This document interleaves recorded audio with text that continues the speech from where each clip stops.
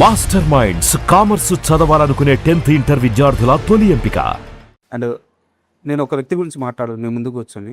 మీరు film course చేశారు, సరే ఏదో లాస్ట్ మూమెంట్లో దాన్ని ఆపేసి జంప్ ఇచ్చారు. అయితే నాకు కావాల్సింది ఏంటంటే, మన ఇండస్ట్రీలో ఒక శిఖరం ఉంది, రామ్ గోపాల్ వర్మ.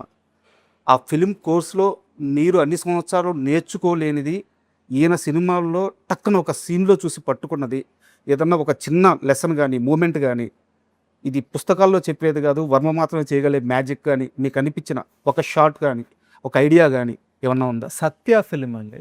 ఓకే, బీకు మాత్రే ఇంట్రడక్షన్. ఓకే, ఇలా కూర్చొని ఇంటి లివింగ్ రూమ్లో కూర్చోను, అవును, చైర్లో కూర్చొని ఇలా ఫోన్ ఇలా మాట్లాడుతాడు. వెనకాల పిల్లలు పరిగెడుతున్నారు, ఫ్రంట్ కార్టూన్ ఏదో న్యూస్ ఛానల్ ఏదో నడుస్తుంది టీవీలో. ఈయనేమో 2 కోట్లు ఇవ్వద్దని చంపి అని ఇలా మాట్లాడుతున్నాడు. పక్కన పెళ్ళం వచ్చి కాఫీ తీసుకో, చాయ్ తీసుకో అంటుంది. ఈయన వెనకపోతే ఇలా ఆ కప్పు ఇలా భుజం అంటాడు, చెప్పాను కదా తీసుకో అని అంటుంది.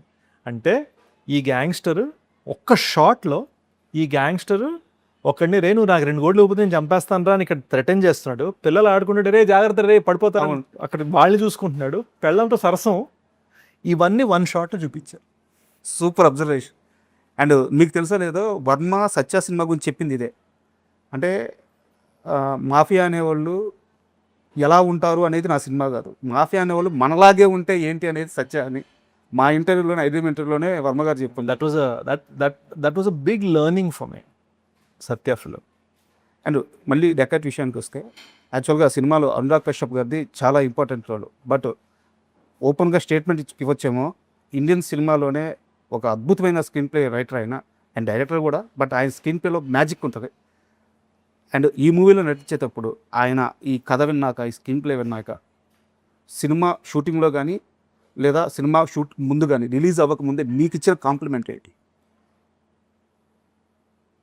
ఒక బ్యూటిఫుల్ మాట అన్నారు. ఫస్ట్ ఫ్యూ డేస్ ఆయన షూట్ చేస్తున్నప్పుడు వీళ్ళు ఎందుకు ఈ సీన్ ఇంతసేపు తీస్తున్నారు, నేనైతే ఒక షాట్లో తెక్కకూడదును ఈ సీను, ఆ సీన్ అయితే వీళ్ళు 4 రోజులు తీస్తున్నారు, నేను 2 డేస్లో తెక్కకూడదును అని ఆయన లోపల నుంచి ఫీలింగ్స్ పుట్టుకొచ్చేవట.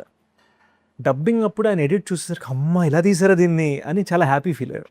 ఓకే, అది చాలా ఆనందంగా అనిపించింది. అండ్ శేష్ గారు, నాకు చిన్న doubt. Hero, screen play writer and అంటే ఈ మల్టీ టాస్కింగ్ అనేది, థింగ్స్ హ్యాండ్లింగ్ అనే దాని మీదే ఆధారపడి ఉంటుంది. నాకు మళ్ళీ ఒక చిన్న ఎగ్జాంపుల్, నేను మళ్ళీ మీ ఫస్ట్ మూవీకి వెళ్తున్నాను.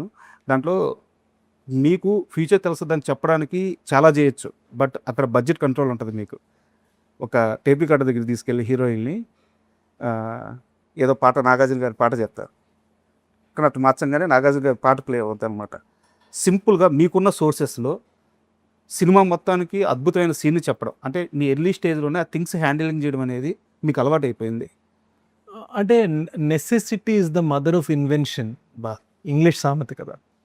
సో అది ఎప్పుడు నాకు చిన్నప్పుడు నాకు సరే బాగా ఇష్టం అండి. సో మీరు చెప్తుంది కర్మ సినిమాలో సీన్ అండ్ ఇక్కడ కనిపెట్టరు వాళ్ళు. ఒక్కటి ఏంటంటే, హీరోగా నా కెరీర్ని నిలబెట్టుకోవడానికి కోసం నేను చేస్తున్న టాస్క్స్ ఇవి. సో నేను దీన్ని మల్టీ టాస్కింగ్గా భావించను. ఒక హీరోగా నేను ఒక విగ్రహం కట్టుకుంటున్నాను, ఆ విగ్రహాన్ని నిలబెట్టే స్టేజ్,